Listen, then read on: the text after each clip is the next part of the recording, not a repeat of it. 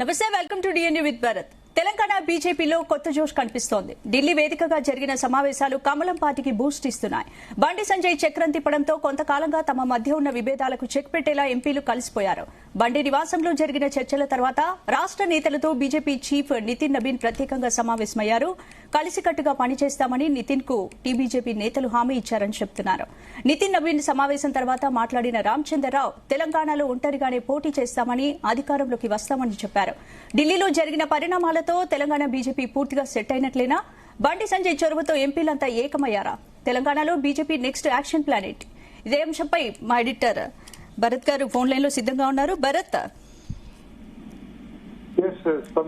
భరత్, ఏంటి బండి సంజయ్ చొరవతో ఎంపీలంతా ఒకటయ్యారని చెప్తున్నారు. సో ఢిల్లీలో జరిగిన మీటింగ్ తో అంతా ఒకటైనట్టనా? బీజేపీలో ఇంకా విభేదాలు ఏం లేవనుకోవచ్చా? లాస్ట్ 4 రోజులుగా జరుగుతున్న పరిణామాలు అవి భారతీయ జనతా పార్టీ కార్యకర్త కోరుకున్న విధంగా ఉన్నాయో వాళ్ళ చేత కోరుకుంటే ఆలోచన జరుగుతున్నాయి పరిణామం.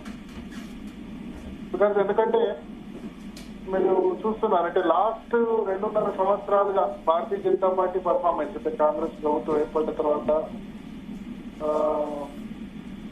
ఒకసారి పీసీఆర్ ఆడియో డిస్టర్బెన్స్ వస్తుంది, కరెక్ట్ చేయండి. పీసీఆర్ ఆడియో రీసౌండ్ వస్తుంది. ఎస్. సో లాస్ట్ 2.5 సంవత్సరాలుగా జరుగుతున్న పరిణామాలు మధ్య ఎంపీ గెలిచిన తర్వాత భారతీయ జనతా పార్టీ పెద్దగా చర్చలు జరగదు. అంటే 8 మంది కాంగ్రెస్, 8 మంది టీడీపీ గెలిచిన తర్వాత ఎంతగా పార్టీ పెరగాలని ఆలోచన పెరగలేదు తెలంగాణ రాష్ట్రం. ముఖ్యంగా 8 మంది ఎంపీలు గెలిచారు. ఆ తర్వాత ఎమ్మెల్సీలు కూడా గ్రాడ్యుయేట్ ఎమ్మెల్సీ, టీచర్ ఎమ్మెల్సీ గెలిచారు. మలక పోప్రయ్య, అంజిరెడ్డి గారు. ఆ తర్వాత మున్సిపల్ ఎన్నికలు డిసప్పాయింటెడ్ రిజల్ట్, జూబ్లీ ఎన్నికలు కూడా చాలా డిసప్పాయింట్ రిజల్ట్, అక్కడ డిపాజిట్ రాలేదు. సో ఇవన్నీ జరుగుతున్న పరిణామ క్రమంలో నేతల మధ్య విభేదాలు, ముఖ్యంగా టీచర్ల ఇద్దరి మధ్య విభేదాలు కానీ ఇతర నేతల మధ్య ఎంపీలు ఒకరికొకరు వ్యతిరేక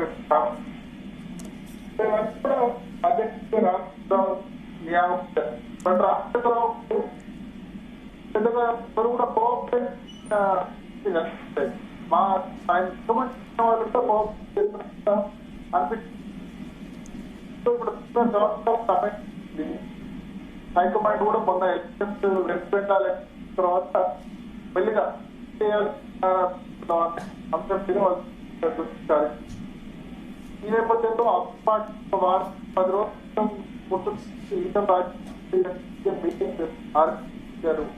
చొరవ తీసుకున్నారు. అది హైకమాండ్ గురించి అని చెప్తున్నారు. ఆయన అభిప్రాయం చెప్పారు. బీజేపీ హైకమాండ్ అధినాయకత్వం ఈ ఇద్దరిని కలిసిపోవాలని చెప్పింది, మీ ఇద్దరు కలిసి పనిచేయాలని చెప్పింది. సో ఇద్దరు అన్ని బేసిజాలన్నీ పక్కన పెట్టి, పాత విషయాలు పక్కన పెట్టి కలిసి పనిచేయండి అని ఆయన సూచించారు. దానికి ఇద్దరు నేతలు కూడా అంగీకరించారు. సో మనం చూసాం గతంలో, ఎందుకంటే టీచర్ల ఆయనతో బయట మంది విభేదాలు ఏ విధంగా ఉంటాయన్నది మనం చాలా క్లియర్ గా విజిబుల్ గా ఉండదు. సో ఆ తదనంతర పరిణామాల తర్వాత ఇద్దరు నేతలు కూడా అంగీకరించారు. బట్ నేను పార్టీ చెప్తే ఎన్నికలకు చెప్పారు. ఇతర దాంట్లో కేసీఆర్ తర్వాత రెస్పెక్టెడ్ పర్సన్ అవుతారు. ఇక్కడ భారతీయ కూడా సరైన గౌరవం లేదు. ఇవన్నీ కూడా చెప్పారు. గతం అధికారం రావాలంటే అక్కడ పనిచేయాలి. హైకమాండ్ కాబట్టి అది పాస్ అని కూడా అయితే సరే ఏదో మొక్కుబడి నిజంగా మెటీరియల్ చదువుతా వీళ్ళిద్దరు కలుస్తారా అయితే లాస్ట్ 3 రోజులు ఈ విషయంతో చాలా నేతలందరూ ఒక్క తాటిన ఉండబోతున్న ప్రజలకు కూడా ఉండాలి అన్న ఉద్దేశం హైకమాండ్ కూడా మనకు అర్థమైంది. ఎందుకంటే మొదలు 2 days back ఈటల రాజకీయం కొండ రెడ్డి తర్వాత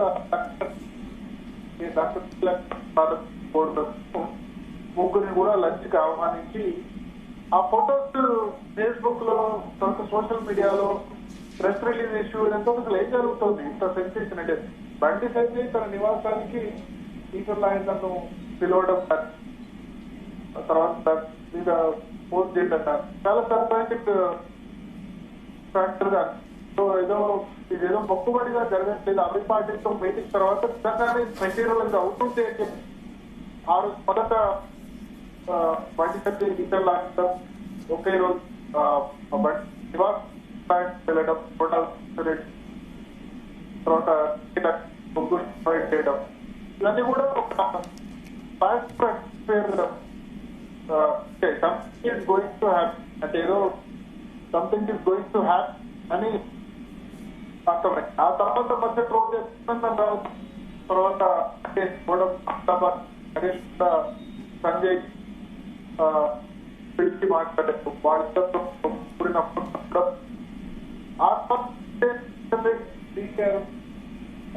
ధర్మపురి అట్లాంటి ఎప్పుడు కూడా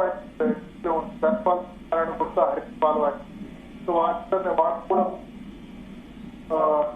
అంటే భరత్ ఇప్పుడు నితిన్ నవీన్ సమావేశం తర్వాత నేతలంతా కలిసి పనిచేస్తామని చెప్పారు. అలాగే బీజేపీ నాయకత్వంలో గతంలో వచ్చిన విభేదాలు మళ్ళీ బయటకు రాకుండా ఉంటాయా? దీనిపై హైకమాండ్ ఏ విధమైన చర్యలు తీసుకుంటుంది? మరి అదే ఇప్పుడు నేను నితిన్ నవీన్ మీటింగ్ కంటే ముందు జరిగిన పరిణామం నితిన్ నవీన్ ఇవాళ లాస్ట్ 10 రోజులుగా పరిణామాన్ని మనకు క్లియర్ గా ఇక్కడ హైకమాండ్ ఇంటర్వెన్షన్ కనబడుతుంది. బీజేపీ అధినాయకత్వం ఖచ్చితంగా వీళ్ళందరూ కలిసిపోవాలన్న ఒక క్లియర్ మెసేజ్ స్పష్టంగా అర్థమవుతుంది.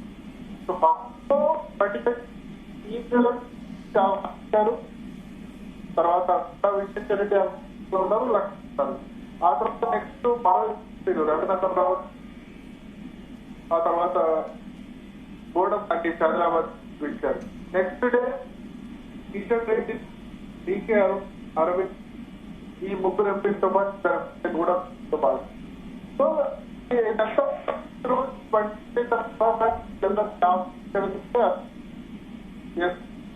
ఒక ఇది ఒక జరగకపోతే ఒక పరిణామం జరగకపోతే సో రాష్ట్రం బీజేపీ రాష్ట్ర అధ్యక్షుడు అభ్యర్థ పరిస్థితి ఉన్నారు. సో రమణ్ ఆహ్వానించారు, ఢిల్లీకి రమ్మనిచ్చారు. సో కొద్దిసేపటి క్రితం నితిన్ నవీన్ తో మీటింగ్ జరిగింది. నితిన్ నవీన్ తో మీటింగ్ లో అందరూ కూడా ఎంపీలు అందరూ కూడా బాగున్నారు. తెలంగాణ బీజేపీ ఎంపీలు బాగున్నారు, బీజేపీ శేఖర్ ఇచ్చారు, అందరూ కూడా బాగున్నారు. మీటింగ్ ఉంటే రాష్ట్రంలో ఉన్న నేతలందరూ కూడా ఒక్కటాటిగా ఉన్నారు అన్న మెసేజ్ వెళ్లాలన్న ఉద్దేశంతోనే బహుశా బండి తన ఇంటికి వీళ్ళందరూ కూడా ఆహ్వానిస్తూ ఉంటారు. బహుశా అట్టమంటే కూడా ఏంటంటే విభేదాలు వద్దు, అందరూ కాన్ఫిడెంట్గా ఉన్నట్లయితే పార్టీలో 8 మంది ఎంపీలు గెలిచినా కొత్తగా 2 సంవత్సరాల్లో ఒక్క కొత్త చెప్తారు కూడా కూడా తక్కువ స్థాయిలో. సో బీజేపీ నేతలు కాన్ఫిడెంట్ గా ఉంటారు, కొత్తగా వాళ్ళు పార్టీ ఉండరు, ఎటువంటి కొత్తగా నేతలకు ఇంపార్టెన్స్ ఏదైనా వారు పాటిస్తారు. ఇటువంటి నేపథ్యం పరిణామాలను చూసుకోవడం. సో దట్ ఇదేం మెసేజ్ వస్తుందంటే నితిన్ నవీన్, అమిత్ షా వీళ్ళంతా చొరవ తీసుకొని ఖచ్చితంగా ఇక్కడ మీరు కలవాలి, మీరు వేరువేరుగా ఉంటే లాభం కలవడం మీరు ఇంటర్నల్ మీటింగ్ పెట్టుకోవడం కాదు, కలిసి మీడియాలో ఉండాలి, కార్యకర్తలకు అందరూ కూడా నమ్మాలి. బెంగాల్ సంబంధించి ఏదైతే ఉందో బెంగాల్ కలెక్టర్ మిగిలిన రాష్ట్రం వాళ్ళు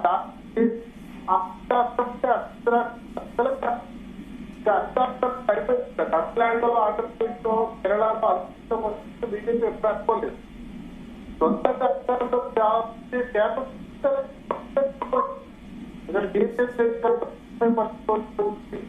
భారత ఎన్నికల్లో 35% పోటీ 2%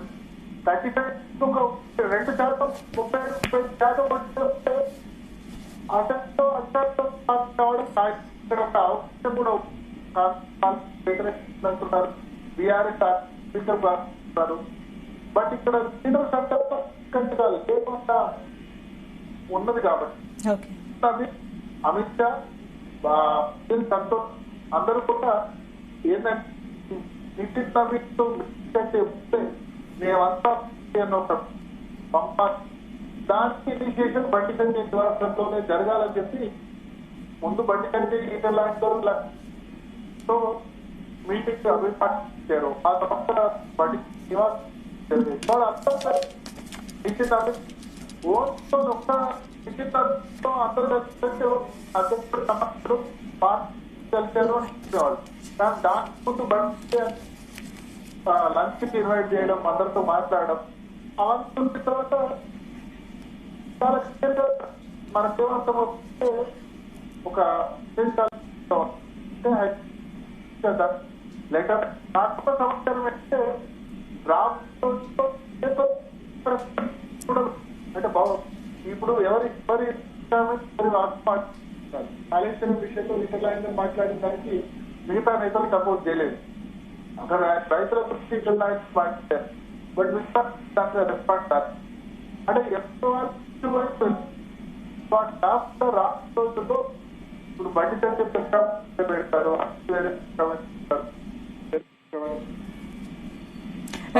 భరత్, మీ సిగ్నల్ కొంచెం వీక్ గా ఉన్నట్టుంది, మీ వాయిస్ క్లారిటీగా లేదు. ఒకసారి కట్ చేసి మళ్ళీ కనెక్ట్ చేయండి. అంతలోపు నేను పాపారావు గారిని తీసుకుంటాను. పాపారావు గారు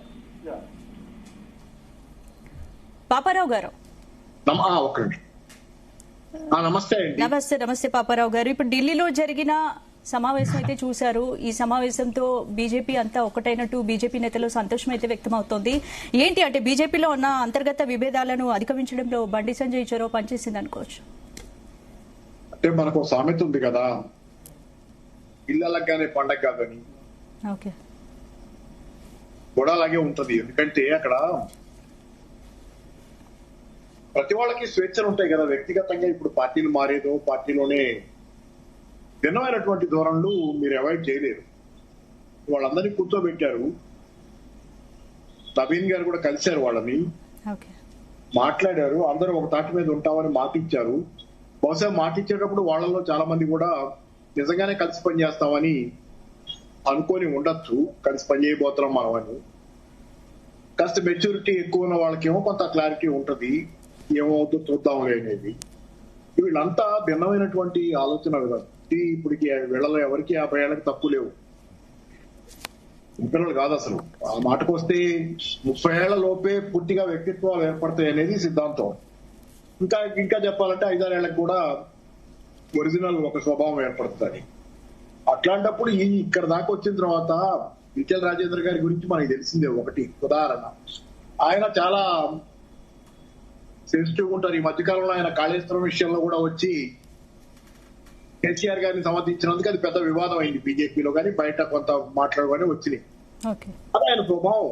కొత్తగా ఏంటంటే కొంత ఆయనకి మిగతా వాళ్ళకంటే కూడా, మిగతా అందరికంటే కూడా, చాలా మంది కంటే కూడా తెలంగాణ పట్ల, ప్రజల పట్ల కూడా ఆయనకి కాస్త ఎక్కువ ప్రేమ ఉంది.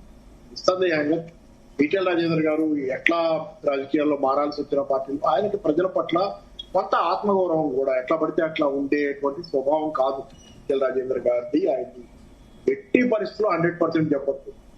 తప్పులు లోపాలు ఉంటే ఉండొచ్చు, కానీ ఎలా పడితే అలా మాట అనిపించుకునే స్వభావం కాదు. మధ్యకాలంలో చాలా యాక్టివిటీస్ అయినాయి, అదే చెబుతున్నాయి మళ్ళీ మళ్ళీ మళ్ళీ మళ్ళీ. మరి అలాంటి వ్యక్తి ఈ రోజు రాజీ పడ్డారు బండి సంజయ్.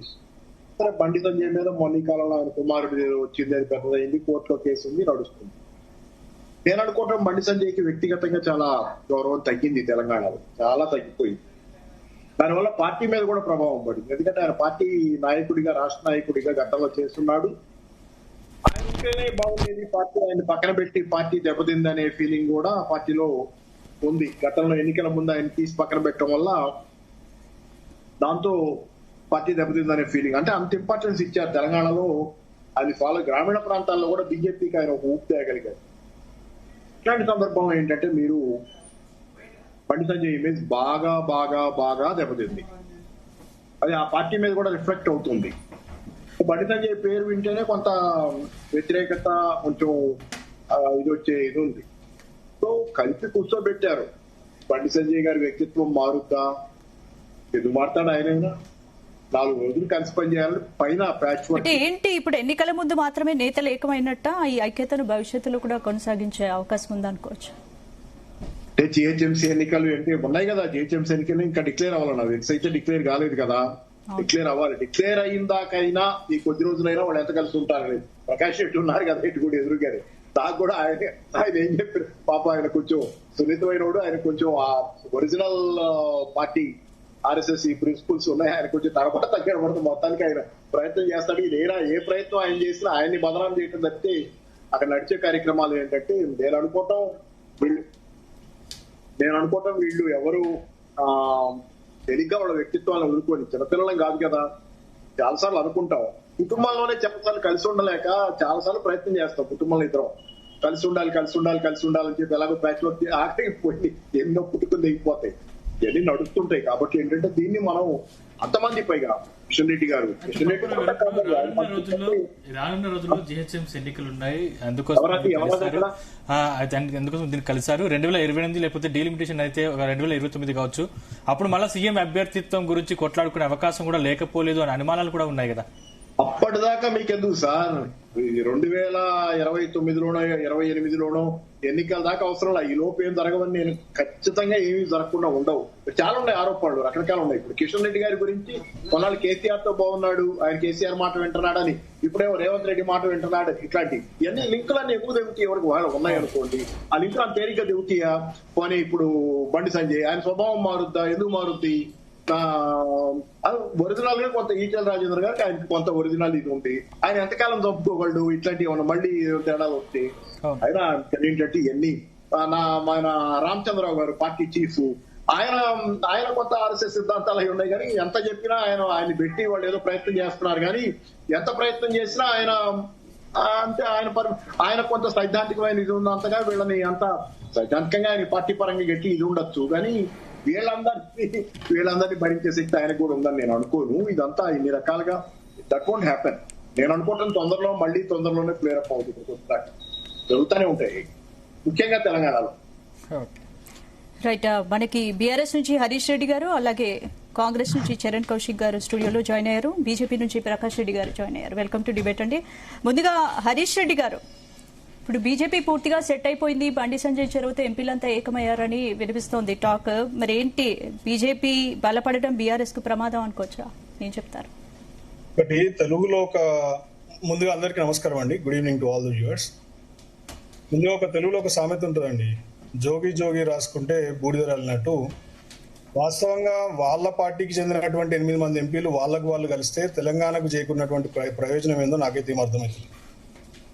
తెలంగాణకు ఇయాల్టి దాకా గడిచినటువంటి 2 ఏళ్ల కాలంలో 2024 జూన్ ఆర్ మేలో జరిగినటువంటి ఎలక్షన్ ఇప్పటిదాకా 2 ఏళ్లు కావస్తుంది. ఇవాల్టి దాకా తెలంగాణకు బాధ్యతగా తీసుకొచ్చినటువంటి నిధులేంది, లేకపోతే ఇన్స్టిట్యూషన్స్ ఏంది, లేకపోతే ఇంకేదైనా కొత్తగా బెనిఫిట్ చేసే పనులు ఏమైనా చేసినారా అని చెప్పి చూస్తే బిల్కుల్ ఏమీ చేయలేదు. మొన్న చూసినాం మేము, ఏది కరీంనగర్ అవుట్స్కట్స్ లో తీగలగుట్టపల్లి అని ఒక విలేజ్ దగ్గర ఒక రైల్ ట్రాక్ ఉంటుంది. దాని మీద రోడ్ ఓవర్ బ్రిడ్జ్ కడుతున్నారు, ఆర్ఓబి అంటారు. ఆ రోడ్ ఓవర్ బ్రిడ్జ్ కట్టబట్టి కనీసం 3 ఏళ్ళు అవుతుంది. బండి సంజయ్ గారి సొంత కాన్స్టిట్యుయెన్సీ కరీంనగర్ పార్లమెంట్. ఉప్పల్లో చూస్తే మీకు 8 ఏళ్ల నుంచి ఒక ఫ్లైఓవర్ కడుతున్నారు. సో తెలంగాణకు తీసుకురావాల్సినటువంటి ప్రయోజనాలు ఏమి తీసుకురాకుండా వాళ్ళలో వాళ్ళు కలుసుకుంటూ పండుగలు చేసుకుంటూ లేకపోతే విందులు చేసుకుంటూ ఇలా తెలంగాణకు తీసుకొచ్చినటువంటి ప్రయోజనం ఏముంది? రెండోది, బండి సంజయ్ గారు వాస్తవంగా ఇందాక పాపారావు గారు చెప్పినట్టు ఆయనకు ముఖం చెల్లట్లేదు. ఇప్పుడు వాస్తవంగా తెలంగాణలో ఆయన పేరు నడవట్లేదు. ఆయన పేరెత్తితేనే తిట్టనోడు లేరు తెలంగాణలో. ఎందుకంటే ఇంట్లో జరిగినటువంటి వ్యవహారం కానివ్వండి, లేకపోతే కేవలం మతపరమైనటువంటి వ్యాఖ్యలు చేసుకుంటూ ప్రజల్ని రెచ్చగొట్టే విధానం కానివ్వండి, లేకపోతే ఏనాడు కూడా విద్యార్థుల పక్షాన లేకపోతే నిరుద్యోగుల పక్షాన కొట్లాడకపోవడము, రైతుల పక్షాన కొట్లాడకపోవడము, ఇవేవి చేయకపోవడం వల్ల ఆయన పేరెత్తితేనే ఇలా ప్రాంతంలో ఆయనకు అసలు కనీసము ఏమంటారంటే రేపటి రోజున ఆయన పట్టించుకునే నాదులు లేడు, అలా పార్టీలో లేరు, బయట లేరు ప్రజలు. కాబట్టి ఏంటంటే ఒక కొత్త టాక్టిక్, రేపు రానున్న రోజుల్లో తనకు కనీసం ఎవరైనా గుర్తింపు ఇస్తారా లేదా అని చెప్పేసి మరి తన ఇంట్లోనే ఒక సమావేశం ఏర్పాటు చేసుకున్నాడు. మొన్న అరవింద్ ధర్మపురి గారు అనుకుంటా, నిజామాబాద్ ఎంపీ గారు అనుకుంటా, వాళ్ళ ట్విట్టర్ లో ట్వీట్ చేసిండు ఒక ఫోటో. ఈ 6 ఎంపీలు ఎక్స్క్లూడింగ్ కిషన్ రెడ్డి గారు అండ్ బండి సంజయ్, 6 ఎంపీలు ఒకటే దగ్గర ఉండి టుగెదర్నెస్, పవర్ ఆఫ్ టుగెదర్నెస్ అని ఏదో పెట్టినారు సంథింగ్ ఆ లైన్స్ లో. మరి అది చూసి గిట్ట బెంబేలు ఎత్తిపోయి వీళ్ళందరినీ కలిపి ఇంట్లో ఎందుకు పిలిచిండో నాకైతే అర్థమైతలేదు. కానీ ఇందాక పాపారావు గారు చెప్పినట్టు ఎక్కువ రోజులు సాగవు, వాళ్ళకి మధ్యలోనే చాలా గొడవలు ఉన్నాయి, పెడముఖం వేసుకునే నాయకులు వాళ్ళంతా. రెండోది, తెలంగాణకు వచ్చే ప్రయోజనం ఏంది, తెలంగాణలో బహుజనులకు వచ్చే ప్రయోజనం ఏంది, తెలంగాణలో ప్రజలకు, సామాన్య ప్రజలకు వచ్చే ప్రయోజనం ఏంది? ఈ రోజు ఏం జరుగుతుంది? మీరు నిన్ననే ఒక బిల్ పాస్ అయింది, యూపీఐ ట్రాన్సాక్షన్స్ మీద కూడా వీళ్ళు మరి కొంత ఛార్జెస్ వేయబోతున్నారు. అంటే యూపీఐ ట్రాన్సాక్షన్స్ ప్రతి నిత్యం మనం రోజు వాడకంలో ప్రతి అవసరానికి కూడా మనం ఇలా యూపీఐ వాడతాం. అంటే సామాన్య పౌరుడిని అడ్డు విరిచే ప్రయత్నాలు కూడా చేస్తున్నటువంటి ఈ ప్రభుత్వంలో ఇలా సామాన్య ప్రజలకు కానీ లేకపోతే మిగతా పేద ప్రజలకు కానీ వీళ్ళు చేసేది ఏంది? ఈ కలయిక వల్ల మా తెలంగాణ ప్రజలకు వచ్చే కొత్తగా ప్రయోజనం ఏంది మాకైతే అర్థమవుతుంది. 8 ఎంపీలు ఇస్తే ఇలా కనీసం 8 రూపాయలు తీసుకెళ్లినటువంటి ఈ బీజేపీ ఎంపీలు వాళ్ళు కలిస్తే ఏంది, కలవకపోతే ఏంది? మెట్రో ఫేజ్ 2 ఎక్స్పాన్షన్ ఏముంది, లేకపోతే తెలంగాణ రాష్ట్ర ప్రభుత్వం పంపించినటువంటి మూసీ రివర్ కి నిధులేవి, రకరకాల హామీలు ఇచ్చినటువంటి ఒక్క హామీ నెరవేర్చకపోగా ఇలా వాళ్ళు ఏదో కొత్తగా ఉన్నటువంటి రాజకీయ విభేదాలను పక్కన పెట్టి యాక్టింగ్ కోసం ప్రజలను ఏదో మభ్యపెట్టడానికి కలిస్తే మాకు అంటే తెలంగాణ ప్రజలకు వచ్చే లాభం ప్రయోజనం ఏం లేదు.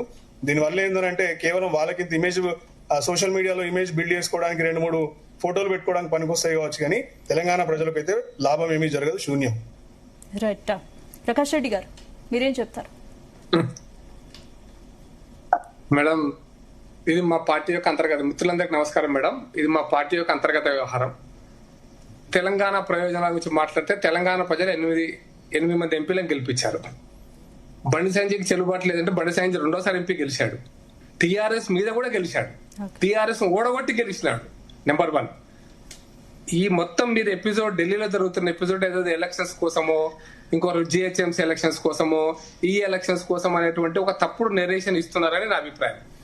విషయం ఏంటంటే మా 6 ఎంపీలు గత 10 రోజుల నుంచి మీరు అబ్జర్వ్ చేయండి, దేశంలో health minister, irrigation minister, civil supplies minister, ఇంకొక మినిస్టర్, అట్లా అందరు మంత్రులను తెలంగాణ అంశాలలో, తెలంగాణ విషయంలో ఏమేం చేయాలనేటువంటి ప్రతిపాదనలతోనే కలుస్తున్నారు తప్ప భజన చేయడానికో ఛాయ్ తాగడానికో అనుకుంటే ఛాయ్ తాగడానికి ఎవరు తాగుతారో, ఎవరు ఏం తాగుతారో మిగతా పార్టీలు చేసుకుంటారు, మాకు సంబంధం లేదు.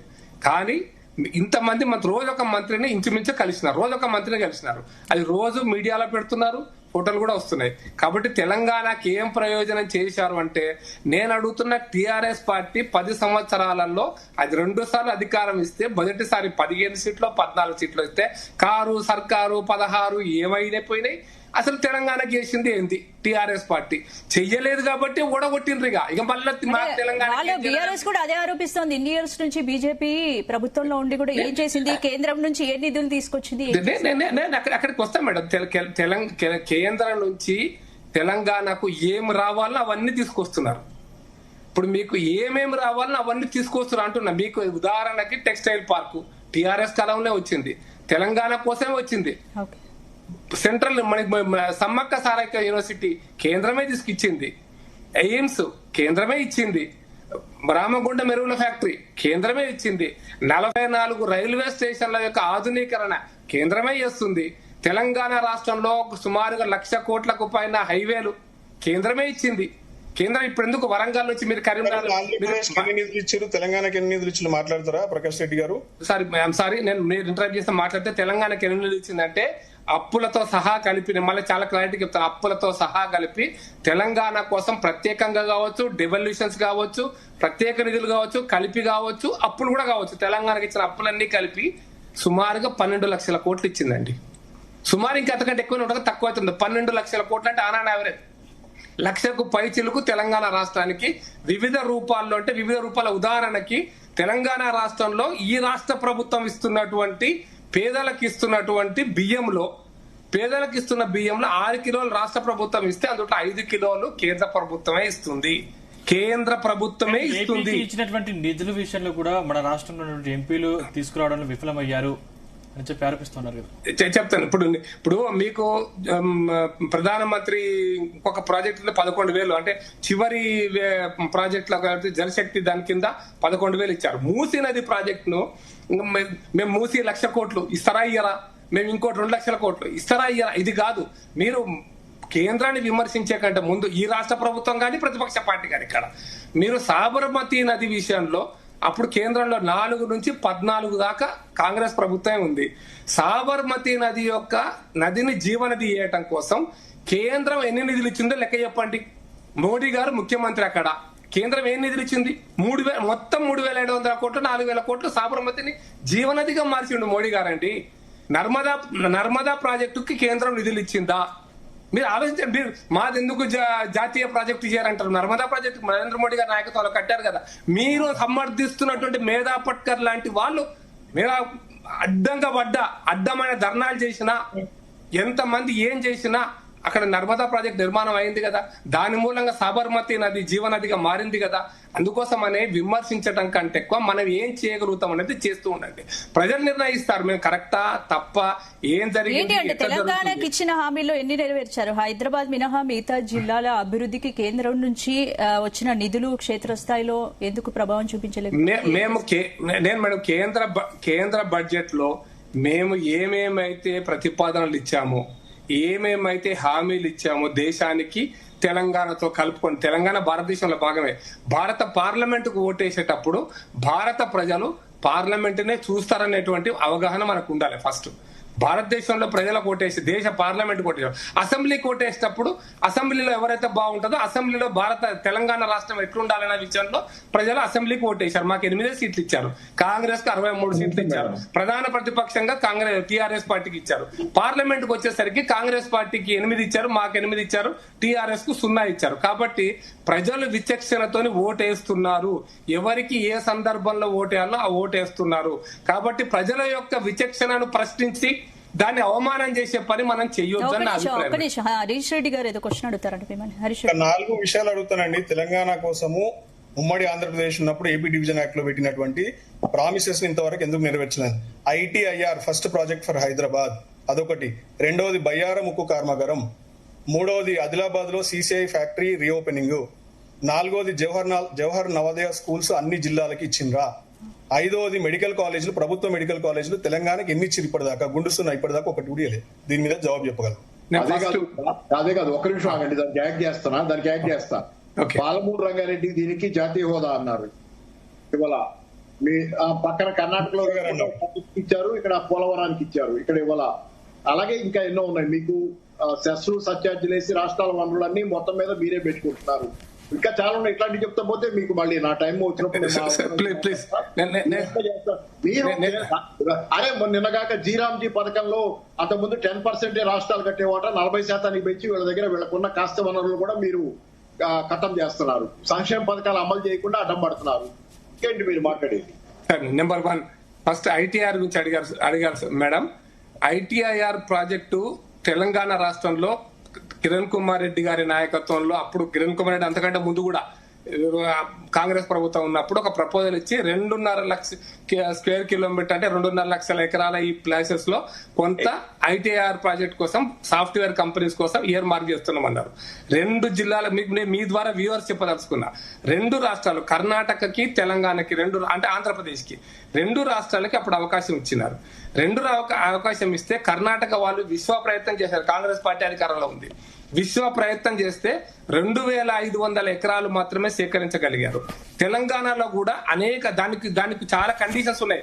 అంటే ITIR ప్రాజెక్ట్ ఇస్తున్నప్పుడు ఆ భూములకు సంబంధించిన రేడియల్ రోడ్స్ కానీ, ఆ భూముల కనెక్టివిటీ కానీ, అక్కడ సాఫ్ట్వేర్ కంపెనీ పెట్టాలంటే కావాల్సిన కనెక్టివిటీ కానీ, ఇవన్నీ కూడా ITIR ప్రాజెక్టును మొత్తం ప్రాజెక్టు చదివితే ఎందుకు దాన్ని క్యాన్సిల్ చేశారో దేశంలో ఇప్పుడు అనేది అర్థమవుతుంది. ఇప్పుడు దేశంలో ఏ రాష్ట్రంలో కూడా ITIR ప్రాజెక్ట్ లేదు. ఎందుకంటే రాష్ట్ర ప్రభుత్వాలు ఆశించిన మేరకు సరైన సమయంలో వాళ్ళు చేయాల్సిన మౌలిక వసతులు చేయలేదు, భూసేకరణ కూడా జరగలేదు. భూసేకరణ చేయాల్సిందే రాష్ట్ర ప్రభుత్వాలే. ఇది అర్థం చేసుకుంటే రాష్ట్ర ప్రభుత్వాల అధీనంలోనే భూమి ఉంటుంది. నేషనల్ హైవేస్ నుంచి మొదలు పెడితే రైల్వేస్ కోసం కూడా భూసేకరణ చేయాల్సిందే రాష్ట్ర ప్రభుత్వాలే. కాబట్టి అది చేయలేదు, కాబట్టి అది జరగలేదు, అది ముందుకు పోలేదు. దాన్ని దేశం అంతా క్యాన్సిల్ చేశారు, అయిపోయింది. దాని స్థానంలో క్లస్టర్స్ ఏర్పాటు చేస్తామన్నారు.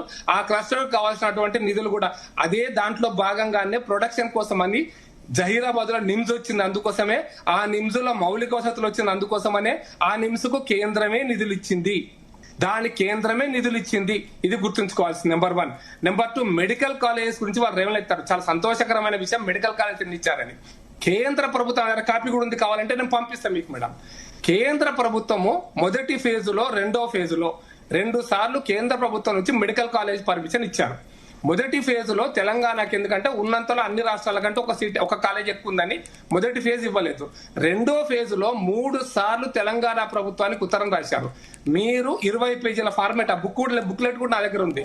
ఈ ఫార్మేట్ లో మీరు మా కొత్త మెడికల్ కాలేజ్ కోసం అప్లికేషన్స్ పంపియండి. నేను ప్రత్యక్షంగా డైరెక్ట్ గా ప్రెస్ లో చెప్పినా, చూపించిన కూడా. మా కిషన్ రెడ్డి గారు కూడా చూపించారు చాలా సందర్భాల్లో. మీరు అప్లై చేయండి, మీకు మెడికల్ కాలేజ్ వస్తాయన్నారు. ఒక్క మెడికల్ కాలేజ్ కోసం కూడా అప్లై చేయనటువంటి అతి గొప్ప ప్రభుత్వం ఈ రాష్ట్రంలో పరిపాలించింది మేడం. ఒక్క మెడికల్ కాలేజ్ కోసం కూడా అప్లై చేయలేదు, ఒక్కటి కూడా. నెంబర్ 2. నెంబర్ 3, బయ్యారం స్టీల్ గురించి అడిగారు, చాలా గొప్ప విషయం. మీరు విభజన చట్టంలో ఈ 2 కూడా లేవు. నేను చెప్పిన ఐటీఆర్ విభజన చట్టంలో లేదు, మెడికల్ కాలేజ్ విభజన చట్టం లేదు. బయ్యారం అనేది విభజన చట్టంలో ఉంది. ఏమని ఉంది అంటే, ది గ్రేట్ ప్రపంచ ప్రఖ్యాతిగాంచిన మేధావులు ఉన్నటువంటి కాంగ్రెస్ పార్టీ అప్పుడు దాన్ని కరెక్షన్ చేసినటువంటి కేసీఆర్ గారు, we will examine the feasibility of establishing a steel factory at Bayaram అని రాశారు. కానీ we will establish అనలే, we will examine to establish a factory అని రాశారు. మరి we will establish ఎందుకు రాయలేదో నాకు తెలియదు. ఎందుకు అంటే మరి మేధావులు కదా, నేనే చదువురాను అనుకుంటే జయరాం రమేష్ గారు రాశారు, కేసీఆర్ గారు చూశారు. మరి ఎందుకు దాన్ని ఎగ్జామిన్ కొట్టేసి we will establish అని రాయలేదో ఈ రోజు వరకు చెప్పాలి. అయితే దానికి 2 అంశాలు చెప్తాను నేను. అది కూడా ప్రెస్ రిపోర్ట్స్ ఉన్నాయి.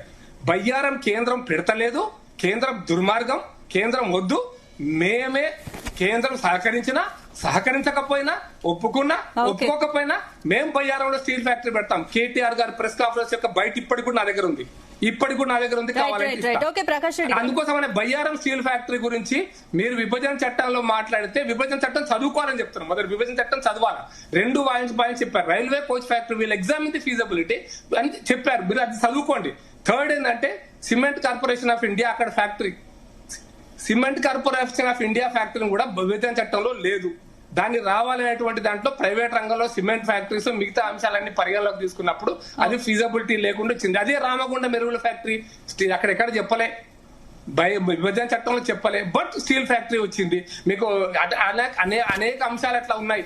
కాబట్టి మెడికల్ కాలేజ్ బయ్యారం స్టీల్ విషయంలో కానీ నేను కావాలంటే డాక్యుమెంట్స్ పంపిస్తా, మీరు చూసుకోవచ్చు మేడం. నా దగ్గర ప్రాబ్లం లేదు. రైట్. చరణ్ కౌశిక్ గారు స్టూడియోలో జాయిన్ అయ్యారు. చరణ్ కౌశిక్ గారు, బీజేపీ నేతలు ఏకమై తెలంగాణలో అధికారమే లక్ష్యంగా ముందుకెళ్తున్నారు. కాంగ్రెస్ దీన్ని ఎలా చూస్తోంది మేడం? ఇప్పుడు బీజేపీ బలపడితే కాంగ్రెస్ కు రాజకీయంగా సవాల్ పెరుగుతుంది. లేదు మేడం, భారతీయ జనతా పార్టీ ఎప్పుడు వాళ్ళ రాజకీయమే పరమవది. ఎప్పుడు అధికారం కోసం అధికార దాహంతో పనిచేస్తారు భారతీయ జనతా పార్టీ నాయకులు. వాళ్ళు ఏం చేసినా, మీరు పొత్తు పెట్టుకున్నా నెక్స్ట్ ఆ కుర్చీ ఆ పార్టీ సీట్లను ఎట్లా తక్కువ చేయాలా, మనం ఎట్లా ముందుకు పోవాలా, లేదు కోయిలేషన్లో ఉన్నా లేకపోతే కింది ఉన్నా పైకి వచ్చే ప్రయత్నమే తప్ప ఏ పార్టీనైనా మనుగడ లేకుండా మనుగడ కొనసాగించకుండా నిర్మూలించే ప్రయత్నంలో భారతీయ జనతా పార్టీ ముందుకు పోతుంది. భారతీయ జనతా పార్టీతో ఏ పార్టీ పొత్తు పెట్టుకున్నా, మీరు దేశంలో హర్యానాలో ముందు మొదలు పెడితే అదేవిధంగా అది జమ్మూ కాశ్మీర్ వరకు మహబూబా ముక్తి ఖతమైపోయింది. అదే హర్యానాలో జననాయక జనతా పార్టీ ఖతమైపోయింది, పంజాబ్లో అకాలీదళ్ ఖతమైపోయింది, ఉత్తరప్రదేశ్లో బీఎస్పీ ఖతమైపోయింది, అస్సాంలో అస్సాం గణ పరిషత్ ఖతమైపోయింది, తర్వాత జేడీయూ ఖతమైపోయింది, బీహార్లో, ఒరిస్సాలో నవీన్ పట్నాయక్. ఇట్లా ఎప్పుడు భారతీయ జనతా పార్టీ ఎంతసేపు వాళ్ళకి అధికారం ముఖ్యం. అదే కాకుండా అధికారం కోసం రామును వాడుకుంటూ, అధికారం కోసం జమ్మూ కాశ్మీర్, కేరళ స్టోరీ, కాశ్మీర్ స్టోరీ, ఇదాబులు ఇవన్నీ వాడుకుంటారు. ఇప్పుడు ఇదే చెప్తా ఉన్నా మేడం, నేను ఇదే చెప్తా ఉన్నా. ఇప్పుడు కాంగ్రెస్ ప్రభుత్వంపై ప్రజల్లో తీవ్ర అసంతృప్తి ఉంది, కాంగ్రెస్ పని అయిపోయినట్టే అని విపక్షాలు అంటున్నాయి. ఏంటి బీజేపీ బీఆర్ఎస్ రెండింటిని ఎదుర్కొనే వ్యూహం ఉందా? ఇద్దరు కలిసి వస్తే ఎదుర్కోవడం మేము సిద్ధంగా ఉన్నాం. ఎందుకు వేరువేరుగా వచ్చేది? ఇద్దరు కలిసి రావాలని చెప్పి కాంగ్రెస్ పార్టీ భావిస్తా ఉంది. ఇక్కడే చాలా స్పష్టం. ఇలా చెప్తా ఉన్నాడు 6 కిలోలట. మీరు 6 కిలోలు ఎన్ని రేషన్ కార్డుకి ఇస్తారండి మీరు? కేంద్ర ప్రభుత్వం ఎన్ని రేషన్ కార్డు? తెలంగాణ రాష్ట్రంలో మీరు ఇచ్చే రేషన్ కార్డులు ఓన్లీ 54 లక్షల కార్డులకు మాత్రమే కేంద్ర ప్రభుత్వం సాయం చేస్తుంది. తెలంగాణ రాష్ట్రంలో 1,05,00,000 కార్డులు ఉన్నాయి. ఎంత సాయం చేస్తా ఉన్నారు? పార్లమెంట్ సాక్షిగా చాలా స్పష్టంగా ఏం నవ్వుతున్నాడేందో మరి అర్థం కాలే. పార్లమెంట్ సాక్షి మా చామల కిరణ్ కుమార్ రెడ్డి గారు అడిగిన ప్రశ్నకు కేంద్ర ప్రభుత్వము చేస్తున్న సాయం 5 కిలోలకు మాత్రమే సాయం చేస్తున్నాం, ఇంకో కేజీకి 100 రాష్ట్ర ప్రభుత్వం మొత్తం భరిస్తా ఉంది. అదే కాకుండా 3,000 కోట్ల రూపాయలు అదనంగా రాష్ట్ర ప్రభుత్వం మీద సన్న బియ్యానికి సంబంధించి, ఎందుకంటే బోనస్ ఇచ్చి కొనుగోలు చేస్తా ఉన్నాం కాబట్టి భారం కూడా రాష్ట్ర ప్రభుత్వమే పడతా ఉంది. ఇక్కడ ఇప్పుడు ఇందులో గురించి ఇంత మాట్లాడతాం. పిఎంఏ కింద మేము 11,56,915 ఇళ్లు కావాలని చెప్పేసి అడిగితే వాళ్ళు ఇస్తున్నది 4,13,000, వాళ్ళు ఇచ్చేది ముష్టి 72,000 రూపాయలు. మేము ఎస్సీ ఎస్టీలకు 6 లక్షల రూపాయలు, ఓసీ బీసీలకు 5 లక్షల రూపాయలు రాష్ట్ర ప్రభుత్వం చెల్లిస్తాం. పట్టణాల్లో 20 లక్షలు కావాలని అడిగితే వాళ్ళు శాంక్షన్ చేసింది 1,13,000, వాళ్ళు ఇచ్చేది 1,50,000 మాత్రమే. ఇక్కడ కూడా ఎస్సీ ఎస్టీలకు 6 లక్షలు, ఓసీ బీసీలకు 5 లక్షల రూపాయలు. ఇక భారతీయ పెద్ద బీహార్కి ఇచ్చిన 50,000 కోట్లు ఇచ్చిరా, బీహార్కి ఇచ్చినటువంటి మకానా బోర్డు ఇచ్చిరా, బీహార్కి ఇచ్చినటువంటి ఇరిగేషన్ ప్రత్యేక సాయం చేసిరా, వరల్డ్ బ్యాంక్ నుంచి అప్పు రుణం తీసుకొచ్చి 12,000 కోట్ల రూపాయలు మహిళా అకౌంట్లు వేసి మీరు బీహార్లో అధికారులకు వచ్చింది భారతీయ జనతా పార్టీ. అదే కాకుండా మీరు మెట్రోకి సంబంధించి మేడం, అదే కాకుండా ఇప్పుడు మద్రాస్ మెట్రో కావచ్చు, వైజాగ్ మెట్రో కావచ్చు, అమరావతి కావచ్చు, అన్నిటికీ 50% కేంద్ర ప్రభుత్వం భరిస్తా ఉంది. అరే ఒకనాడు భారతదేశంలో హైదరాబాద్ మెట్రో 2వ స్థానం, ఈరోజు 9వ స్థానం దిగజారింది కదా. ఏనాడని మెట్రో గురించి పట్టించుకున్నారా మీరు? తెలంగాణ రాష్ట్రానికి సంబంధించి మెట్రోని పట్టించుకోరు, మీరు మూసీని పట్టించుకోరు. త్రిబుల్ కావచ్చు, త్రిబుల్ రైట్ లింక్ కావచ్చు, ఎక్స్ప్రెస్ హైవేలు కావచ్చు, డ్రై పోర్ట్ కావచ్చు, ఏ దాన్ని పట్టించుకోకుండా అదే గిరిజన యూనివర్సిటీ ఇచ్చారంటే మరి నిధులు అడిచారు. గిరిజన యూనివర్సిటీకి నిధులు కావాలని చెప్పి కాంగ్రెస్ ప్రభుత్వం కోరింది కదా ఆల్రెడీ ఇప్పటికే. అదే కాకుండా గ్రాంట్లకు సంబంధించి మా తెలంగాణ రాష్ట్రం నుంచి రూపాయలు చెల్లిస్తే మీరు ఇచ్చేది 41 పైసలు ఇవ్వాలి. నీతి ఆయోగ్ సిఫారసులు ఆనాడు గుజరాత్ ముఖ్యమంత్రి కూడా 50% ఇవ్వాలని చెప్పి నరేంద్ర మోడీ గారు వచ్చిన తర్వాత 42%, అందులో 1% కేంద్ర ప్రాంతాలు పోతే 41 పైసలు, 35 పైసలు మాత్రమే తెలంగాణకు వస్తుంది. మేము కట్టిన పైసలు మాకు 38 పైసలు మాత్రం ఒప్పందం మాకు ఇస్తే, ఇంకా మాకు 3 పైసలు ఇంకా ఇవ్వకుండా ప్రత్యేకంగా ఏదో తెలంగాణకు ఐటీఆర్ ప్రాజెక్ట్ తెచ్చినట్టు తెలంగాణ నుంచి 7 మండలాలు తీసుకుని ఆంధ్ర కలిపిరు. తెలంగాణ రాష్ట్రానికి సంబంధించి అదేవిధంగా రాయసోలో డోర్ కోజ్ చేసి తెలంగాణ రాష్ట్రం ఇచ్చిన తెలంగాణ అవమానించింది నరేంద్ర మోడీ గారు. అక్కడి నుంచి వచ్చేస్తే తేజస్వి సూర్య గారు. అదే కాకుండా పాకిస్తాన్తో పోల్చిండు తేజస్వి సూర్య ఏకంగా. అదే కాకుండా తెలంగాణ రాష్ట్రంలో 8 మంది ఎంపీలు ఉన్నారు. తెలంగాణకు మీరు చేసినట్టు పైరు ఏమనుందా? ప్రత్యేకంగా నవోదయ స్కూల్ అంటే సరే తెలియక ఐఐటీలు ఉన్నాయి, తర్వాత ఇంకా చాలా ఉన్నాయి. తెలంగాణ రాష్ట్రానికి సంబంధించి విభజన హామీలు చాలా అపరిష్కృతంగా ఉన్నాయి. ఆ సమస్యలు పరిష్కరించే చాలా సందర్భాలు కొన్నాం. దాదాపు 1,20,000 కోట్ల రూపాయలకు సంబంధించి కేంద్రానికి సంబంధించి సాయం చేయాలని చెప్పి కోరితే ఇప్పటి వరకు ఆ మెట్రోకి సంబంధించి కమిటీ వేసిన ఆ కమిటీ ఇప్పుడు తేలిన పరిస్థితి. రేపు మళ్ళీ ఏమంటారు రాష్ట్ర ప్రభుత్వం మొత్తం భరించాలి. బీజేపీ మాత్రం కేంద్ర పథకాల ద్వారా తెలంగాణకు భారీ నిధులు ఇచ్చామని చెప్తుంది. ఎక్కడ ఇచ్చింది మేడం? మేము అన్నాం కదా 10 లక్షల కోట్లు ఇచ్చినాం గతంలో. కిషన్ రెడ్డి గారు చెప్తే మా బట్టి విక్రమార్క గారు మీరు ఇచ్చింది 3,33,000 కోట్ల చర్చ చేద్దామంటే చర్చ చేయాలి. హరీష్ రావు గారు ప్రెస్ మీట్ పెట్టిన తర్వాత మహేష్ రెడ్డి గారు ప్రెస్ మీట్ పెడతారు. మీరు చూడండి రోజు హరీష్ రావు గారు ప్రెస్ మీట్ వస్తే ఎమ్మటే మహేష్ రెడ్డి బీజేపీ నేత ఎమ్మటే స్టార్ట్ ఆయన ప్రెస్ మీట్. అదే బీఆర్ఎస్ తానా అంటే వాళ్ళు తందానా. అదే కాకుండా మీరు చూసిన మొన్నటి వరకు ఏది అదే తాంత్రిక పూతులు అని చెప్పేసి కాంగ్రెస్ పార్టీ నాయకులు మాట్లాడితే లీగల్ నోటీస్ ఇచ్చారు. 2020లో బండి సంజయ్ గారు మాట్లాడారు బడేబాయ్ బాగా సహకరిస్తున్నారని సీఎం రేవంత్ రెడ్డి మేము సాయం చేస్తే బడేబాయ్ బాగా సహకరిస్తున్నారు రేవంత్ రెడ్డి అన్నారు కదా, మరి ఏంటి నిధులు రావట్లేదా? సాయం చేస్తే సాయం చేసిన కృతజ్ఞత చెప్తా ఉన్నాం. రాజ్నాథ్ సింగ్ గారు మా సంబంధించిన రక్షణ శాఖ భూములు గాంధీ సరోవర్ దగ్గర ఇస్తే మనకు ధన్యవాదాలు కూడా తెలియజేసినాం. తెలంగాణకు ఏమన్నా చేస్తే ధన్యవాదాలు తెలియజేస్తాను. రాజకీయాల సందర్భం రాజకీయాలు చేయాలి, మిగతా సందర్భం రాష్ట్ర ప్రయాణాలు ముఖ్యమని మేము భావిస్తాం. సహకరిస్తున్నారండి మరి కాదు మేడం, ఇప్పుడు మాకు 35 పైసలు మీరు ఇస్తూ ఇంకా మా 3 పైసలు పెండింగ్ ఉండే అదనంగా ఇవ్వకపోతే మేము చాలా డిమాండ్లు అడిగితే మీరు గంగానది యమునాది సబర్మతి రివర్ ప్రక్షాళన చేసుకుంటూ మా మూసినది ప్రక్షాళన చేసుకుంటూ మీకు వచ్చిన బాధ ఏంది? మెట్రోని విస్తరించుకుంటే మీకు వచ్చిన బాధ ఏంది? మీరు భారతీయ జనతా పార్టీకి ఎన్డీఏ భాగస్వామ్య పక్షాలకు కావచ్చు, ఎన్డీఏ రాష్ట్రాలకు భారతీయ జనతా పార్టీ రాష్ట్రాలకు సాయం చేస్తూ తెలంగాణకు మీరు నష్టం చేస్తూ తెలంగాణ రాష్ట్రం 8 మంది ఎంపీలు, అదే కాకుండా 2 కేంద్ర మంత్రులు, 2 రాజ్యసభ సభ్యులు, 3 ఎమ్మెల్సీ ఉన్నారు. మరి తెలంగాణకు మీరు ఏం చేశారని చెప్పేసి కాంగ్రెస్ పార్టీ చాలా సందర్భాలు అడిగితే మేము ఇది చేసినా ఇప్పుడు అడిగినాం కదా. కేంద్ర మంత్రులు కలుస్తున్నారు అంటే వారి నుంచి ఎటువంటి రెస్పాన్స్ వస్తుంది సార్? గతంలోనేమో కేసీఆర్ గారు కలవలేని చెప్తే ఇప్పుడేమో కాంగ్రెస్ ప్రభుత్వం సంబంధించి ఎప్పటికప్పుడు డిపిఆర్లు తర్వాత అన్ని మేము సబ్మిట్ చేస్తా ఉన్నాం. దేనికైనా మీరు స్పందించారా? పాలమూరు రంగారెడ్డి జాతీయవాద కాదు, తర్వాత బయ్యారం స్టీల్ కంపెనీ సంబంధించి ఊసే లేదు, తర్వాత తెలంగాణ రాష్ట్రానికి సంబంధించి చాలా అపరిష్కృతంగా చాలా విభజన చట్టాలు ఉన్నాయి. ఏది పరిష్కారం చూపేలే. అదే మీరు మాత్రం ఆంధ్ర రాష్ట్రాన్ని కలిసిన ప్రతిసారి సానుకూలంగా స్పందిస్తున్నారు అని చెప్పింది మీరే కదా సార్. స్పందిస్తున్నప్పుడు స్పందిస్తున్నాయని చెప్తా ఉన్నాం, స్పందించినప్పుడు స్పందించలేదు చెప్తా ఉన్నాం. మాకు రాష్ట్ర ప్రయాణాలు ముఖ్యం. రాజకీయాలు అప్పుడు రాజకీయాలు చేయాలి, మిగతా సందర్భాల్లో రాష్ట్ర ప్రయాణాలు మాకు ముఖ్యం అని చెప్పి కాంగ్రెస్ ప్రభుత్వం భావిస్తుంది. బండి సంజయ్ గారు కాక బండి పోతే బండి ఇస్తాం, ఇల్లు పోతే ఇల్లు ఇస్తాం, రోహింగ్యాలు ఏరేస్తామని చెప్పారు హైదరాబాద్ ఎలక్షన్లో. అప్పుడు భాగ్యనగర్ పేరు మారుస్తున్నాడు. లాస్ట్ ఏమైంది, ఢిల్లీలో డబుల్ బెడ్రూమ్ ఇచ్చింది భారతీయ జనతా పార్టీ. ఇక వాళ్ళకి ఏం, ఢిల్లీలో ఒక మందిరాన్ని భారతీయ జనతా పార్టీ ఆఫీస్ కోసం పార్కింగ్ వాడుతున్నారు వాళ్ళు. రాముడినైనా దేన్నైనా రాముడు ఓట్ల కోసం మాత్రం కావాలి, రాముడు సంబంధించినటువంటి నిధులు గోల్మాలైన ఏందైనా అంటే సిట్టేసి చేతులు దులుపుకుంది భారతీయ జనతా పార్టీ. అయోధ్య రాముడి పేరు మీద 1980 ఆ ప్రాంతం నుంచి దాదాపు అదేవిధంగా ఎల్కే అద్వానీ గారు రథయాత్ర చేస్తే 125 సీట్లు వచ్చినాయి. వాజ్పేయి గారు 2 సార్లు ప్రధానమంత్రి, నరేంద్ర మోడీ గారు 3 సార్లు ప్రధానమంత్రి. కానీ సిబిఐ విచారణ చేయంటే సిబిఐ విచారణ చేయరు. ఏ నాయకుడు కూడా ఆర్ఎస్ఎస్ నాయకులు, ఆర్ఎస్ఎస్ కూడా స్పందించినప్పుడు భారతీయ జనతా పార్టీ నాయకులు ఎవరు స్పందించిన పరిస్థితి మనం చూస్తా ఉన్నాం. కాబట్టి అయోధ్య రాముడు మాకు ఓట్ల కోసం మాత్రం కావాలి. అయోధ్య రాముడు నిధులు గోలుమాలైనా మేము పడుచుకోం, ఈ దేశం అప్రపాలైనా మేము పడుచుకోం. లేకపోతే బీహార్కు ఒక విధంగా, ఆంధ్ర రాష్ట్రానికి ఒక విధంగా, తెలంగాణకు ఒక విధంగా వ్యవస్థింది భారతీయ జనతా పార్టీ. ఇక దేశంలో ప్రతిపక్ష పార్టీలు ఉండొద్దని చెప్పేసి శివసేనతో పొత్తు పెట్టుకుని ఏం చేసిరో చూసిరు, ఎన్సీపీని ఏం చేసిరో చూసిరు. ఒకటి కాదు, 2 కాదు, వాళ్ళు ఏ పార్టీ అయినా మనగడ కొనసాగించకుండా పొత్తు పెట్టుకుంటారని నిర్వీర్యం చేసే ప్రయత్నం చేస్తారు. దాన్ని నామరూపాలు లేకుండా చేసే ప్రయత్నం భారతీయ జనతా పార్టీ చేస్తే వాళ్ళకి ఎంతసేపు అధికారమే ముఖ్యం తప్ప రాష్ట్ర ప్రయోజనాలు ముఖ్యం కాదని చాలా స్పష్టంగా కనపడతాం. చెప్పండి ప్రకాష్ రెడ్డి గారు, ఏం చెప్తారు? నేను 2 విషయాలు వాళ్ళు చెప్పిన 2 విషయాలు చెప్తున్నాను మేడం. కాంగ్రెస్ పార్టీ దేశాన్ని 51 నుంచి అంటే 47 నుంచి రకంగా పరిపాలిస్తున్నట్టే లెక్క. 51 నుంచి అంటే ఎన్నికలు అయినప్పటి నుంచి కాంగ్రెస్ పార్టీ మొన్నటిదాకా 2014 దాకా ఇంచుమించు కాంగ్రెస్ పార్టీ అధికారంలో ఉంది చాలా సమయం. అప్పుడు ఏ రాష్ట్రం ఎంత పన్ను కొట్టి ఆ రాష్ట్రానికి అంత పన్ను ఇచ్చారా? మీరు పరిపాలించారు కదా. ఇప్పుడు మేము ఇన్ని కడుతున్నాం మాకు అన్ని ఇవ్వండి అంటున్నారు కదా. ఇది ఎంత దౌర్భాగ్య ప్రకటన మేడం. మీరు కాంగ్రెస్ పార్టీ ఇప్పుడు ఇక్కడ టీడీపీ పార్టీ పరిపాలించింది, మీరు అట్లాగే ఇచ్చారా? తమిళనాడు డిఎంకే పరిపాలిస్తుంది, మీరు అప్పుడు కేంద్రంలో ఉన్నారు కదా, 2014-14లో ఉన్నారు కదా, దూరం ఎందుకు? మీరు ఇచ్చేశారా? అట్లా ఇచ్చేశారా? అట్లా ఏ రాష్ట్రానికి ఆ రాష్ట్రం ఎంత పన్ను కట్ట అంత ఇచ్చేశారా? ఈ రాష్ట్రంలో అడుగుతున్నారు ఏంటి నాకు అర్థం కాలేదు. కానీ తెలంగాణ రాష్ట్రం కోరిన ప్రతి ప్రాజెక్టుకు కేంద్రం ఇవ్వట్లేదని చెప్తున్నారు. నేను 2వ అంశం చెప్తాను మేడం. నేను నవ్వినారంటే వాళ్ళు ఫీల్ అయినారు. తెలంగాణలో వారు చెప్పినట్టు 59 లక్షల కార్డ్స్ కి మేము 5 కిలోల బియ్యం ఇస్తున్నమాట వాస్తవం, అంటే డౌటే లేదు. కానీ తెలంగాణలో 1,15,000 కార్డ్స్ ఉన్నాయి. కానీ రేవంత్ రెడ్డి గారు చేసిన గ్రేట్ సర్వే వాళ్ళు పబ్లిష్ కూడా చేశారు, దాని మీద కమిటీ చేశారు, కమిటీ రిపోర్ట్ కూడా వచ్చింది. గ్రేట్ సర్వేలో మొత్తం ఇల్లు 1,15,00,000 మేడం. అంటే మొత్తం తెలంగాణలో వాళ్ళందరికీ వైట్ రేషన్ కార్డులే. అంటే దొంగ రేషన్ కార్డులను ఏరివేయలేని అసమర్థ కాంగ్రెస్ ప్రభుత్వం ఈ రాష్ట్రాన్ని పరిపాలిస్తుంది.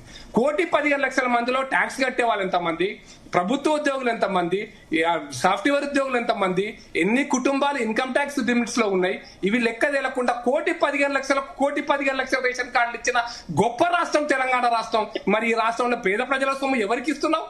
దొంగలకి ఇస్తున్నావా లేకపోతే ఇంకెవరికైనా దోషి పెడుతున్నావా? అర్థం చేసుకోవాలి, ప్రజలు అర్థం చేసుకుంటారు.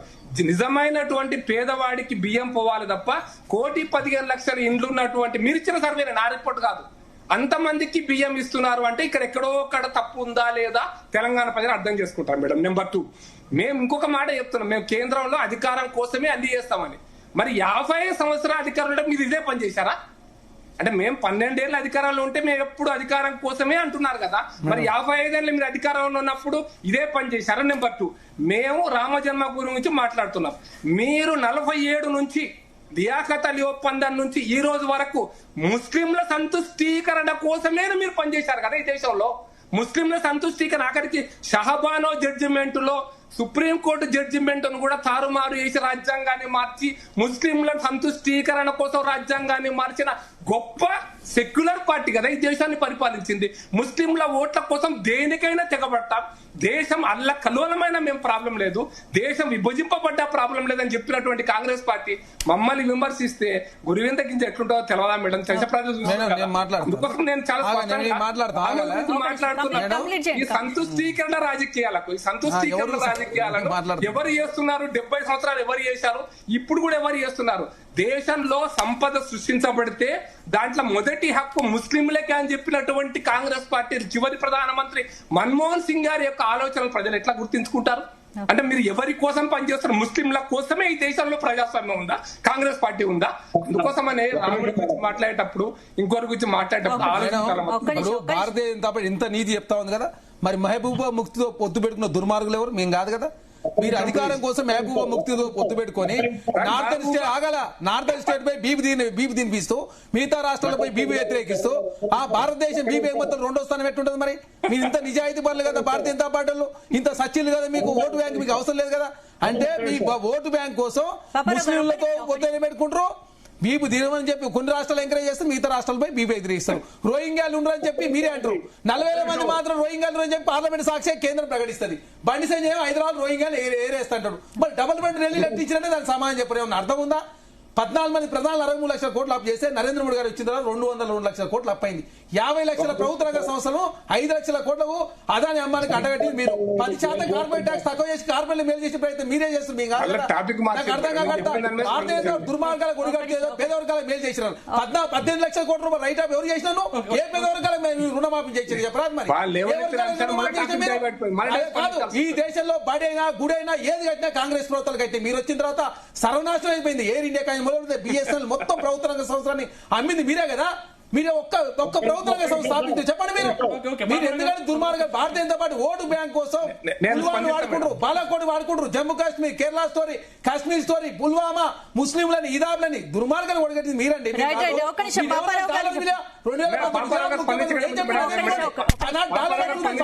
పాకిస్తాన్ తో పోతున్నా 90 రూపాయలు డాలర్ విలువ. మరి ఎందుకో మాట్లాడి నరేంద్ర మోడీ ఒప్పందంలో భాగంగా 3 పైసలు అడుగుతా ఉన్నాం. మరి ఎందుకు మరి డబుల్ ఇంజన్ సర్కార్ తెలంగాణ రాష్ట్రం డబుల్ ఇంజన్ సర్కార్ ఏంటిది? మరి మేమేదో సచిన్లో మేము నిజాయితీ పనులు మా నిజాయితీ పని చెప్తారు మీరు.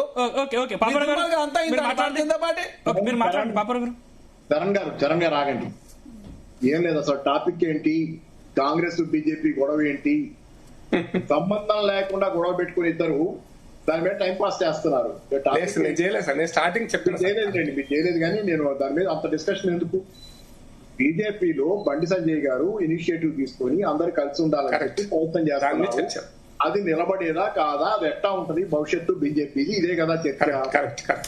దాన్ని కొంత పక్కకి ఎటుకుడి ఏది అన్ని టాపిక్ వరకే మాట్లాడడం కొన్ని జరుగుతుంది. కానీ ఈ రకంగా ఇద్దరు కలిసి ఎక్కడికి పోతుంది? రైట్, ప్రకాష్ రెడ్డి గారు చెప్తారు. ఇప్పుడు బీజేపీలో ఎంపీలు రాష్ట్ర నాయకుల మధ్య మొదటి నుంచి సమన్వయం లేదని అయితే విమర్శలు వస్తున్నాయి. మరి ఇప్పుడు ఈ కేంద్ర ప్రభుత్వ జోక్యంతో కలిసిపోయారా? హైకమాండ్ జోక్యం చేసుకుంటేనే తెలంగాణ బీజేపీ నేతలు కలుస్తున్నారా? అంటే రాష్ట్ర నాయకత్వానికి స్వతంత్ర నిర్ణయాలు లేవనే విమర్శలు వస్తున్నాయి.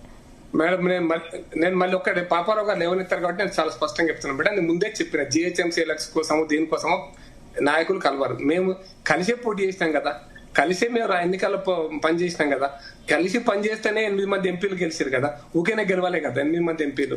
మళ్ళీ మధ్యలో భేదాభిప్రాయాలు ఉన్నటువంటి అభిప్రాయాన్ని క్రియేట్ చేయడం అనేటువంటిదే ఒక రకంగా రాజకీయం అనేటువంటి కుట్ర నేను అంటున్నా. నెంబర్ 1. నెంబర్ 2, అందరూ కలిసే ఉన్నారు, నాయకులంతా కలిసే ఉన్నారు. అయితే తెలంగాణలో బీజేపీకి బలమైన క్యాడర్ ఉన్నప్పటికీ మరి అధికారాన్ని ఎందుకు చేరుకోలేకపోతుంది? నేను శాసనసభ ఎన్నికలు అయిపోయినప్పుడు మేము 8 సీట్లు గెలిచాం.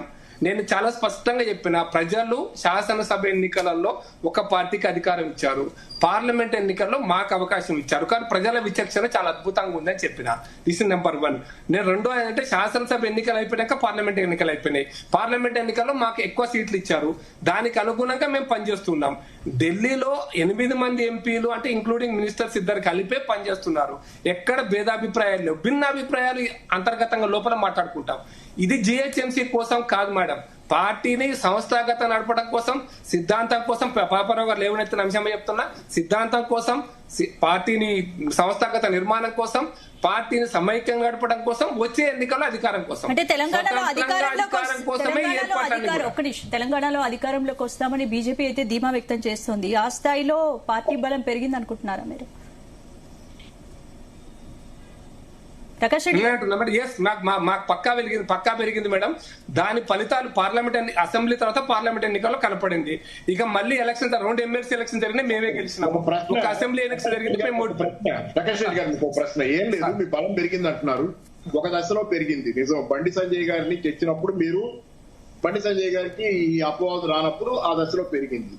మరి అట్లాంటప్పుడు బండి సంజయ్ గారిని తీసి ఎందుకు పక్కన పెట్టారో మీరెవరు మీ ముఖంగా పార్టీ పరంగా చూస్తున్నట్టుగా లేదు. బయట తీసుకెళ్లి ఢిల్లీలో మినిస్టర్ గా పెట్టుకున్నాం అంటున్నారు. ఎందుకు తీసేసి మళ్ళీ పుంజుకుంటున్న పార్టీని మీకు మీరే ఎందుకు సాబిటేజ్ చేసుకున్నారు అని మేము అడుగుతున్న ప్రశ్న. సార్ ఇప్పుడు బండి సంజయ్ గారి కంటే కూడా కిషన్ రెడ్డి గారు అనుభవజ్ఞుడు, చాలా ఏళ్ళ నుంచి పనిచేస్తున్నాడు. కాబట్టి బండి సంజయ్ స్థానంలో కిషన్ రెడ్డి గారిని అధ్యక్షుని చేశారు తప్పిస్తే ఇంకొకటి చేయలేదు సార్. కాబట్టి కిషన్ రెడ్డి గారి అధ్యక్షత అనుభవం ఉన్నటువంటి వ్యక్తి మొదటి నుంచి బండి సంజయ్ గారిని కూడా ఒక మాట ఆయనే ఉంచకుండా రామచంద్రరావు గారిని ఎందుకు పెట్టుకున్నారు? మళ్ళీ కిషన్ రెడ్డి గారి తర్వాత సంస్థాగత నిర్మాణం జరిగింది, సభ్యత్వం జరిగింది, మండల కమిటీలు, బూత్ కమిటీల నుంచి జిల్లా కమిటీల దాకా ఏర్పాటు జరిగింది. ఈ జిల్లా కమిటీల అందరి యొక్క అభిప్రాయం మేరకు మాత్రమే రామచంద్రరావు గారు ప్రెసిడెంట్ అయ్యారు. కానీ జనాల్లో విస్తృతంగా ప్రచారంలో ఉన్నది ఏంటంటే బండి సంజయ్ గారిని మీరు అక్కడ పెట్టడం ద్వారా మీకున్న ఊపు తగ్గించుకొని ఆ రోజు కాంగ్రెస్ పార్టీని గెలిపించడం కోసం మీ ఆ ఓట్లు, మీకు పడే ఓట్లు, ప్రతిపక్ష ఓట్లు అటు ట్రాన్స్ఫర్ అవడానికి హెల్ప్ చేశారనేది జనరల్ పబ్లిక్ ఒపీనియన్ గా చాలా మందిలో ఉన్నటువంటిది కాదా? కాదు సార్.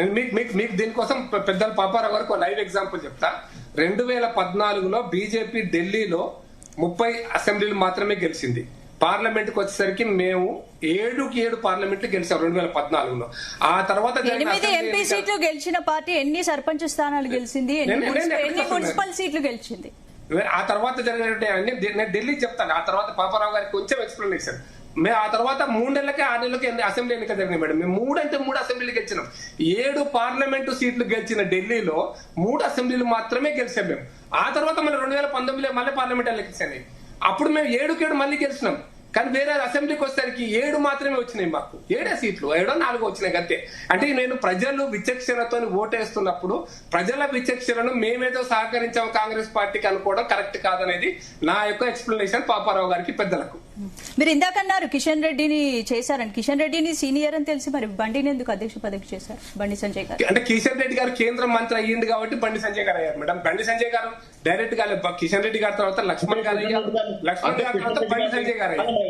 అంటే కిషన్ రెడ్డి గారిని మీరు పార్టీ సెక్రటరీగా మళ్ళీ చేసినప్పుడు బండి సంజయ్ అప్పుడు ఆయన కేంద్ర మంత్రి కాదా? ఎప్పుడు సార్ అయినప్పుడు? అయితే మీకు అనుభవం మాకు అవసరం, ఖచ్చితంగా అనుభవం కోసమే ఇచ్చాం సార్. అనుభవం కోసమే ఇచ్చారు. అందుకోసమని అనుభవం కిషన్ రెడ్డి గారి అనుభవంలో కూడా 8 మంది గెలిచారు. వారి నాయకత్వంలోనే 8 పార్లమెంటు సీట్లు గెలిచారు. ఆ తర్వాత ఇప్పుడు జరిగిన ఎలక్షన్ జరుగుతున్నాయి. మళ్ళీ ఫలితాలు ఇంకొక తరుమారు కావచ్చు, ఇంకో రకంగా రావచ్చు. కాబట్టి మేమేదో కాంగ్రెస్ పార్టీకి సహకరించామనేటువంటిది కరెక్ట్ కాదు. ఢిల్లీలో ఇప్పుడు మేము కొన్నిసార్లు ఏమవుతుందంటే ఈవెన్ ఉత్తరప్రదేశ్ లో కానీ ఇప్పుడు ఈవెన్ కర్ణాటకలో లేకపోతే మహారాష్ట్రలో మేము 17 ఎంపీలే గెలిచాం, అంతా మా కూటమి కలిపి. వేరే అసెంబ్లీకి వచ్చేటానికి మేము మెజార్టీ అసెంబ్లీ సీట్లు గెలిచాం. కాబట్టి ప్రజలు విచక్షణతో ఓటేస్తారు. సర్పంచ్ స్థానాలు గెలిచారు, ఎన్ని మున్సిపల్ గెలిచారు అనేది మేడం నేను అప్పుడు కూడా సర్పంచ్ ఎలక్షన్స్ అప్పుడు కూడా నేను ఎక్స్ప్లెనేషన్ ఇచ్చిన. మేము ఎప్పుడు అధికారంలో లేము కాబట్టి తెలంగాణ రాష్ట్రంలో నాయకత్వం, స్థానిక నాయకత్వం ఎప్పుడు కూడా సమస్య ఉంటుంది. మీరు అనాలిసిస్ చేయండి. ఏ రాష్ట్రంలో అయినా కూడా మీరు ఒక్క మున్సిపాలిటీ గెలవాలన్నటువంటి హైదరాబాద్ 2 మున్సిపాలిటీ గెలిచింది మేడం కాంగ్రెస్ పార్టీ. కానీ అసెంబ్లీలో మెజార్టీ సీట్లు గెలిచిందా లేదా?